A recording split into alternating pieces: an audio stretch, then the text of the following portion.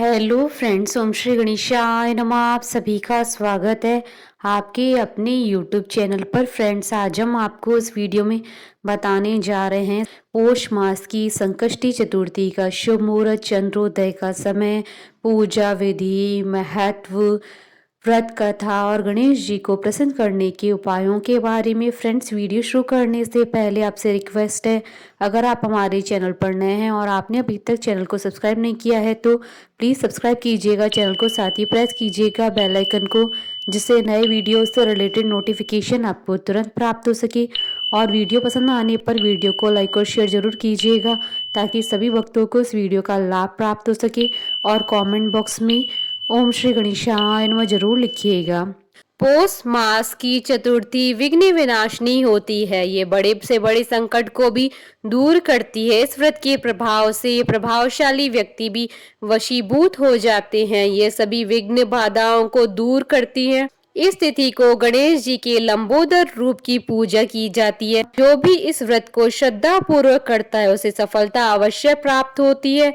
पौष मास की चतुर्थी पर गणेश जी का व्रत पूजन कर दान दक्षिणा देने से धन का अभाव नहीं रहता है। संकष्टी चतुर्थी को भगवान गणपति की आराधना करके विशेष वरदान प्राप्त किया जा सकता है और सेहत की समस्या को भी हमेशा के लिए खत्म किया जा सकता है। इस दिन व्रत रखने से पारिवारिक कलेश भी खत्म हो जाते हैं।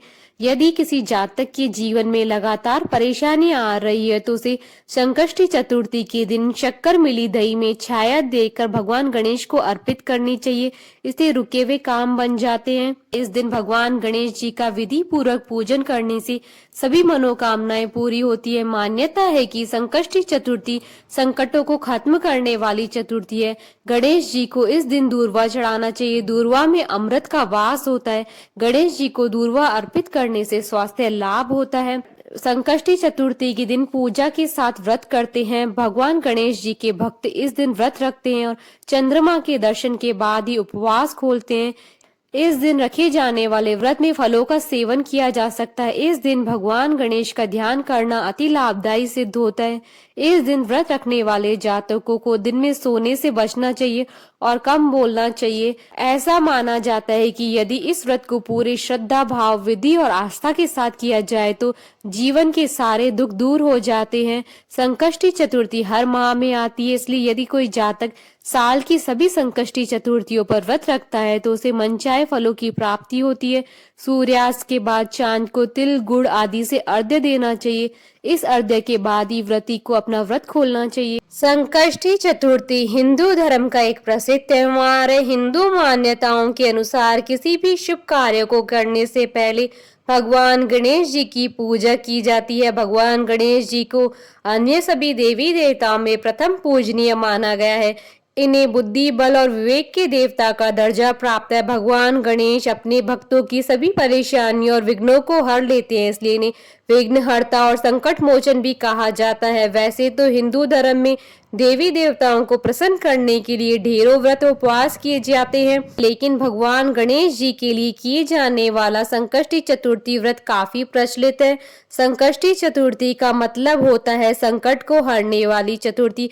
संकष्टी संस्कृत भाषा से लिया गया एक शब्द है जिसका अर्थ होता है कठिन समय से मुक्ति पाना। इस दिन व्यक्ति अपने दुखों से छुटकारा पाने के लिए गणपति जी की आराधना करता है। पुराणों के अनुसार चतुर्थी के दिन गौरी पुत्र गणेश जी की पूजा करना बहुत ही फलदायी होता है। इस दिन लोग सूर्योदय के समय से लेकर चंद्रमा उदय होने तक के समय तक उपवास रखते हैं। संकष्टी चतुर्थी को पूरे विधि विधान से गणपति जी की पूजा पाठ की जाती है। हिंदू पंचांग के अनुसार चतुर्थी हर महीने में 2 बार आती है, जिसे लोग श्रद्धा से मनाते हैं। पूर्णिमा के बाद आने वाली चतुर्थी को संकष्टी चतुर्थी कहते हैं। वहीं अमावस्या के बाद आने वाली चतुर्थी को विनायक चतुर्थी कहते हैं। संकष्टी चतुर्थी को भगवान गणेश जी की आराधना करने के लिए विशेष दिन माना गया है। संकष्टी के दिन गणपति जी की पूजा करने से घर में नकारात्मक प्रभाव दूर होते हैं और शांति बनी रहती है।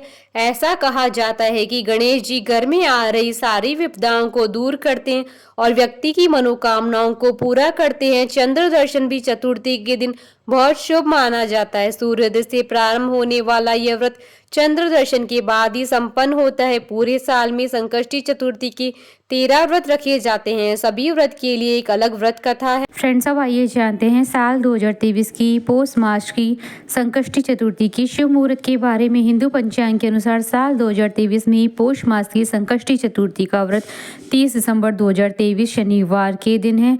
पौष कृष्ण चतुर्थी तिथि प्रारंभ होगी 30 दिसंबर 2023 को सुबह 9:43 पर और पौष कृष्ण चतुर्थी तिथि का समापन होगा 31 दिसंबर 2023 को सुबह 11:55 पर और चंद्रोदय का समय रहेगा 30 दिसंबर 2023 को रात्रि 8:46 पर। फ्रेंड्स, अब आइए जानते हैं संकष्टी चतुर्थी की पूजन विधि के बारे में। गणपति में आस्था रखने वाले लोग इस दिन उपवास रखकर उन्हें प्रसन्न कर अपनी मनचाहे फल की कामना करते हैं। इस दिन आप प्रातः काल सूर्योदय से पहले उठ जाएं। व्रत करने वाले लोग सबसे पहले स्नान कर साफ और धुले हुए कपड़े पहने। इस दिन लाल रंग का वस्त्र धारण करना बेहद शुभ माना गया है और साथ में यह भी कहा जाता है कि ऐसा व्रत करने से व्रत सफल होता है। स्नान के बाद गणपति जी की पूजा की शुरुआत करें। गणपति जी की पूजा करते समय जातक को अपना मुंह पूरब या उत्तर दिशा की ओर रखना चाहिए। सबसे पहले आप गणपति जी की मूर्ति को फूलों से अच्छी तरह सजा दें। पूजा में आप तिल, गुड़, लड्डू, फूल, तांबे के कलश में पानी, धूप, चंदन और प्रसाद के तौर पर केला या नारियल रख लें। ध्यान रहे कि पूजा के समय आप देवी दुर्गा की प्रतिमा या मूर्ति अपने पास रखें। ऐसा करना बेहद शुभ माना जाता है। गणपति जी को रोली लगाएं और फूल और जल अर्पित करें। संकष्टी को भगवान गणपति को तिल के लड्डू और मोदक का भोग लगाएं। गणपति जी के सामने धूप दीप जलाकर ओम श्री गणेशाय नमः मंत्र का जाप करें। पूजा के बाद आप फल, मूंगफली, खीर, दूध या साबूदाने को छोड़कर कुछ भी न खाएं। बहुत से लोग व्रत वाले दिन सेंधा नमक का इस्तेमाल करते हैं, लेकिन आप सेंधा नमक नजरअंदाज करने की कोशिश करें। शाम के समय चांद के निकलने से पहले आप गणपति जी की पूजा करें और दोनों हाथ जोड़कर हाथ में पुष्प लेकर गणेश जी का ध्यान करें। उसके बाद गणेश चतुर्थी की कथा सुने अथवा सुनाएं। दूध की खीर व घी से गणपति मंत्र के द्वारा हवन करें। पूजा समाप्त होने के बाद प्रसाद बांटे। रात को चांद देखने के बाद ही व्रत खोला जाता है और इस प्रकार संकष्टी चतुर्थी का व्रत पूर्ण होता है। फ्रेंड्स, अब आइए प्रारंभ करें पौष मास संकष्टी चतुर्थी व्रत कथा। राक्षस राज रावण की कथा। देवी पार्वती जी ने श्री गणेश जी से पूछा, हे पुत्र, पौष माह में किस गणेश जी की पूजा करनी चाहिए?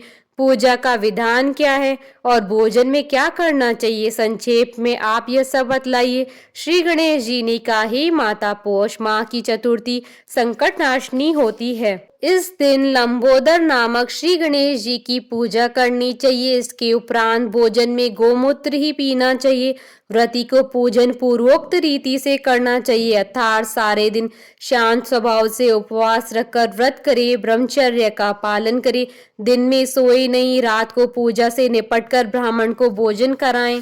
दूध की खीर में शुद्ध घी डालकर गणपति मंत्र से हवन करे तो वह राजा को भी अपने वश में कर सकता है। इस संबंध में हम आपको एक पौराणिक कथा सुनाते हैं। एक बार रावण ने सभी देवताओं को जीत लिया।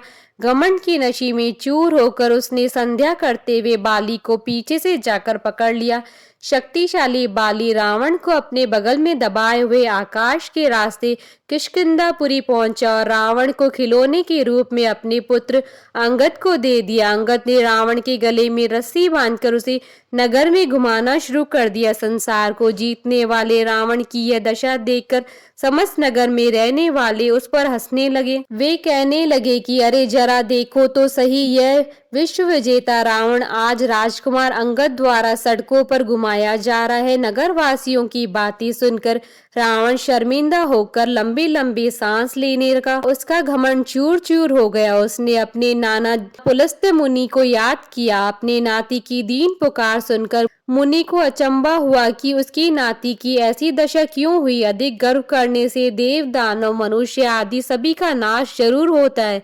रावण के पास आकर मुनि ने पूछा कि तुमने मुझे क्यों याद किया है। रावण ने कहा, हे नाना जी, देवताओं को जीतने के कारण घमंड करने से मेरी यह दुर्गति हुई है। मैंने पूजा करते हुए एक वानर राज को देखा पश्चिमी महासागर के किनारे पर। मैंने उसे पीछे से पकड़ने की कोशिश की, परंतु मैं ही उसके हाथों पकड़ा गया।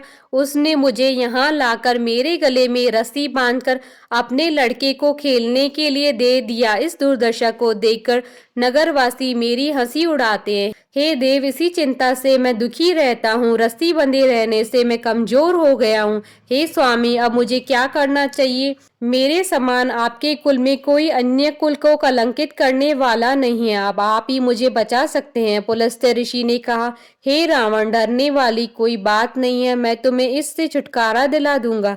बाली देवराज इंद्र के वीर्य से पैदा हुआ है और तुमसे अधिक शक्तिशाली है। यह राजा दशरथ के पुत्र श्री राम जी के हाथों मारा जाएगा। हे दैत्यराज, यदि तुम बाली के बंधन से छुटकारा चाहते हो तो मेरा कहा मानकर संकट नाशक श्री गणेश जी का व्रत करो। पूर्व काल में वत्रासुर की हत्या के पश्चाताप हेतु इंद्र ने इस व्रत को किया था, इसलिए तुम भी इस संकट नाशक व्रत को करो।